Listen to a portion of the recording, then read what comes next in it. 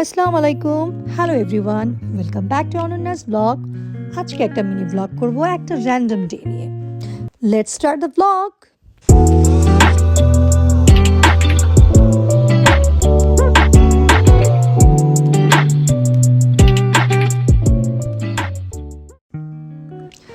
সুন্দর একটা সকাল দিয়ে আজকের দিনটা শুরু। সো আমার সবসময় উইকডেতে আমার বাচ্চাদের দিয়েই সকাল শুরু হয়, বিকজ ওদের স্কুল টাইম থেকে এবং আমিও আমার কাজের জন্য রেডি হই একই সাথে। সকালটা একটু বিজি যায়, কারণ হচ্ছে সকালে খুব ফাস্ট সব কিছু করতে হয়। আমার সব কিছু করে ওদের রেডি করে খাইয়ে দাইয়ে স্কুলে ওদের পাঠানো, আমার নিজের কোনো কাজ থাকলে সেটা সারা, বেশ ব্যস্ততার মধ্যেই আমার সকালটা পার করতে হয়। আজকে আমার কোনো ক্লাস নাই, বাট আমার আজকে লাইব্রেরিতে একটু কাজ আছে, একটা বুক রিটার্ন করতে হবে, এটা ডিউ হয়ে আছে, এবং আর একটা বই আমি কালেক্ট করব।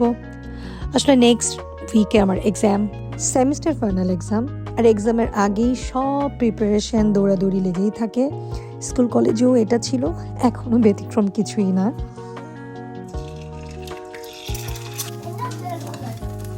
সারাদিন দেখা যায় যে এমন হয়, আমি যখন পড়তে বসি আমার সব উল্টাপাল্টা জিনিস তখনই মাথায় আসে। মানে কোথায় কি রান্না করতেছি, কে কোথায় কি করতেছে, বা কখন কোন ট্রেন্ডিং মিউজিক চলতেছে। যাই হোক, ওদের স্কুলে ড্রপ করে আমি সোজা লাইব্রেরির পথে চলে যাই। আজকের ওয়েদারটা অনেক সুন্দর, কারণ ইউকেতে আসার পরে সানি ডে দেখা আসলে অনেক লাকের ব্যাপার। সো লাকি আমি। এই রোডটাতে যাওয়ার সময় অলমোস্ট এভরিডে এই ভাই সাহেবকে প্রায় দেখা হয়। প্রথম আমি ভাবছি এটা হয়তো অন্য কোনো পাখি হবে, বাট পর দেখলাম না, এটা তো সেই 2 টাকার দোয়েল পাখি। যাই হোক, আমি লাইব্রেরির একদম কাছে চলে আসছি। লাইব্রেরিতে আমি বেশিক্ষণ আসলে স্পেন্ড করব না, আমার জাস্ট 1 ঘন্টার মতো কাজ আছে, দেন ব্যাক করব। লিভারপুলে যখন কেউ ঘুরতে আসে, মোস্টলি লাইব্রেরিটার পাশে মিউজিয়াম, এটারই আশেপাশে আসলে বেশি ঘুরে। এছাড়াও অনেক সুন্দর সুন্দর জায়গা আছে, আমি চিন্তা করেছি ওটা নিয়েও একটা ব্লগ করব। বাট এটা হলো সেন্ট্রাল লাইব্রেরি। আমি যদি পারি আমি একদিন ঘুরিয়ে এই জায়গাগুলো দেখাবো, বাট মেবি এটার জন্য আমার আগে পারমিশন নিতে হবে। যাই হোক, লাইব্রেরিতে কাজ শেষ করে এখন আমি বাসার দিকে রওনা হচ্ছি, বিকজ আমাকে রান্না করতে হবে।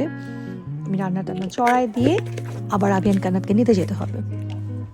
আজকে দুপুরে মেনু সিম্পল, আমি জাস্ট মাছ ভাজি করবো, এটা আমার জাস্ট দুপুরের মেনু। রাতে আমরা চিন্তা করছি আমরা পাস্তা খাবো। সো এই তো মাছ রান্না করেছি, ডাল ছিল। এখানে এসেও দেখা যায় যে আমরা দেশি মাছই খুঁজি। প্রথম যখন আমরা ইউকে আসছিলাম তখন শুধু চিংড়ি মাছ, এটা ছাড়া আর মার্কেল একটা ফিশ আছে, ওটা বেশ মজা, ইলিশ মাছের মতো লাগে, ওটা ছাড়া কোনো অপশান ছিল না। এখন আস্তে আস্তে এশিয়ান সবগুলো চিনে এখন বেশ বাংলাদেশের খাবারই খাওয়া হয়।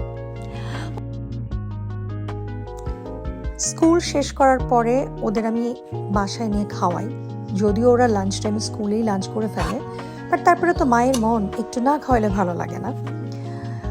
ওদের একটু রেস্ট করিয়ে দিয়ে আমি আমার বাসার আরও টুকিটাকি কিছু কাজ করে ফেলি। ওরা খেলাধুলা করে ফিরে আসার পরে আসলে আমি ওদের খুব ছটপট ডিনার করে দিই। একটা রুটিনের মধ্যেই আসলে ওদের রাখা হয়, ঘুমিয়ে পড়ে। আমার পড়ার অনেক রকম প্ল্যান, অনেক কিছু করার পরেও কেন জানি পড়তে বসলে হয় ঘুমাই, না হলে খাই, না হলে মুভি দেখি। যেমন এই যে আমি এখন মুভি দেখা নিয়ে ব্যস্ত।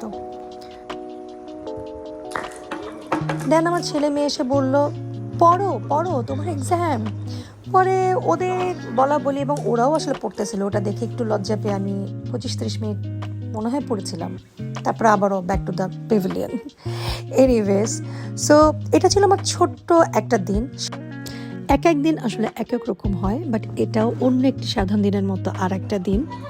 আমার ভিডিও আপনাদের কেমন লেগেছে অবশ্যই কমেন্ট করে জানাবেন, এবং লাইক শেয়ার দিয়ে সাথে থাকবেন। যারা নতুন আছেন প্লিজ সাবস্ক্রাইব মাই চ্যানেল।